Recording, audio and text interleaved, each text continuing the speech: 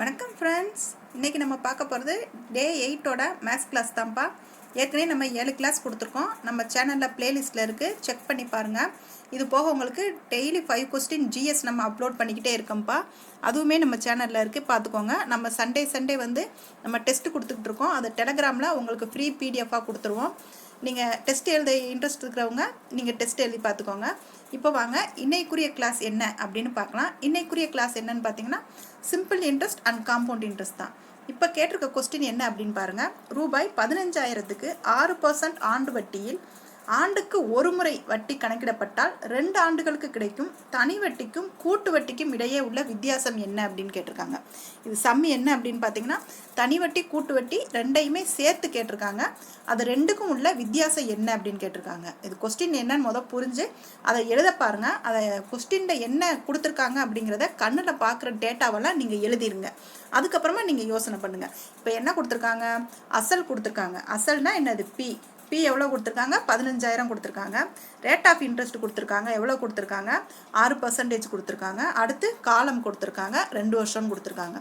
இதை எல்லாமே நீங்கள் எடுத்து எழுதிருங்க. எடுத்து எழுதிட்டு அவங்க 2 வருஷத்துக்கு அப்படின்னு கொடுத்துருக்காங்கல்ல, 2 வருஷத்துக்கு கூட்டு வட்டிக்கும் தனி வட்டிக்கும் உள்ள வித்தியாசத்துக்கான ஃபார்முலா என்னன்னு பார்த்தீங்கன்னா PR/100 த ஹோல் ஸ்கொயர் அப்படி தான் 2 வருஷத்துக்குரிய ஃபார்முலா. இதை நீங்கள் கண்டிப்பாக மனப்பாடம் பண்ணி தான் ஆகணும். ஏன்னா இதை வச்சு தான் நீங்கள் தனி வட்டி கூட்டு வட்டியை பொறுத்த வரைக்கும் உங்களுக்கு ஃபார்முலா மேக் பண்ணிங்கன்னா கொஞ்சம் எளிமையான சம்மாக இருக்கும்.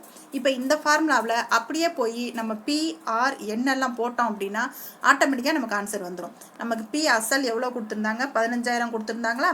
ரேட் ஆஃப் இன்ட்ரெஸ்ட் எவ்வளோ கொடுத்துருந்தாங்க? 6% கொடுத்துருந்தாங்களா? அப்போ R/100 ஹோல் ஸ்கொயர் அப்படின்னா 2 தடவை போட்டுக்கலாம் இல்லைங்களா? ஸ்கொயர்னா 2 வருஷத்துக்கு கேட்டிருக்காங்க. அப்போ அதான் 2 தடவை போட்டிருக்காங்க. அப்போ இதை அடிச்சு கொடுத்தோம் அப்படின்னா 54 வரும். 54 எங்கே இருக்குன்னு பாருங்கள். இந்த செகண்ட் ஆப்ஷனாக இருக்குது. அப்போ இந்த 54 அப்படி தான் நமக்கு ஆன்சர். தனி வட்டி கூட்டு வட்டியை பொறுத்த வரைக்கும் உங்களுக்கு ஃபார்முலா தெரிஞ்சிச்சுன்னா ஃப்ராக்ஷன் ஆஃப் த செகண்டில் நீங்கள் ஆன்சர் போட்டுடலாம். நெக்ஸ்ட்டு ரீசனிங் ஒரு சம பார்ப்போம் வாங்க. ரீசனிங்கில் என்ன சொல்கிறாங்க அப்படின்னா 2 சீரான பகடைகள் முறையாக ஒரே நேரத்தில் உருட்டப்படுகின்றன. அதாவது 2 பகடை ஒரே நேரத்தில் உருட்டுறாங்களாம். 2 பகடைகளிலும் ஒற்றை முகாமைப்பு கிடைக்க நிகழ்தகவு காண்க அப்படின்னு சொல்கிறாங்க. அந்த 2 பகடையுமே ஒரே மாதிரியான ஒற்றை முகாமைப்பு. ஒற்றை எண்ணா என்னது? 1, 2, 5. ஏன்னா பகடைக்கு 6 பக்கம் தானே இருக்கும். அப்போ இதில் 3 வரும்பா. 1, 3, 5. இதுதான ஒற்றை எண். இந்த ஒற்றை எண் கிடைக்கிறதுக்கான நிகழ்தகவு என்ன அப்படின்னு தான் கேட்குறாங்க.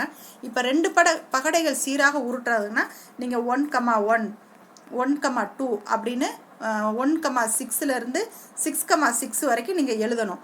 அப்படி நீங்கள் எழுதி வச்சிங்கன்னா தான் இது போட முடியும். இதை எப்படி போடுறது அப்படின்னு பாருங்கள். ஒரே முகாமைப்பு அப்படின்னா 2 நம்பருமே ஒரே மாதிரினா நமக்கு 1,1, 2,2, 3,3, 4,4, 5,5, 6,6ன்னு கிடைக்குங்களா? 2 பகடைகள் ஊட்டும் போதுனா ஒரு பகடைக்கு 6 முகம், 2 பகடைனா அதுக்கு ஒரு 6 முகம் கிடைக்கும் இல்லைங்களா?